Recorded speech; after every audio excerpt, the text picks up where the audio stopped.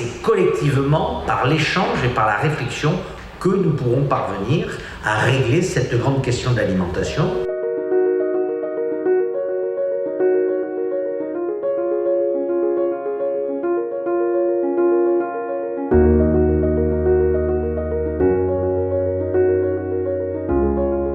Les agriculteurs jouent aussi le rôle de jardinier. C'est surtout celles et ceux qui nous nourrissent et qui font que ce département est un département d'exception. Si nous ne les avions pas, dans un département où plus de 70% de l'espace est un espace qui est agricole et qui est rural, ce serait d'une grande complexité pour pouvoir gérer tout cet espace.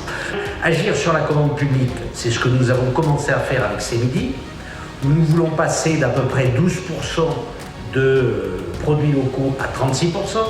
Pour ce faire, d'ailleurs, nous avons travaillé sur les recettes, pour essayer justement d'avoir des recettes qui permettent de favoriser la consommation des produits agricoles. Il est naturellement nécessaire, pour pouvoir agir sur la commande publique, d'assurer des revenus stables aux agriculteurs. Nous continuerons naturellement à subventionner les outils de transformation artisanaux à la ferme.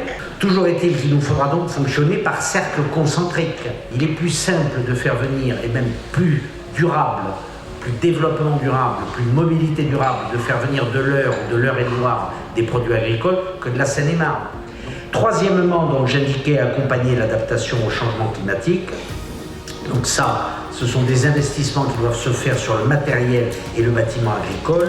C'est accompagné par de la formation aussi, par de l'expérimentation, les changements de pratiques agricoles. Quatrième point, continuer à valoriser fortement les produits et les producteurs yvelinois, donc par le renforcement de la promotion, et par la valorisation davantage des produits locaux. Ça, je pense que nous avons un travail considérable à faire là-dessus. On commence à parler de Made in Yvelines.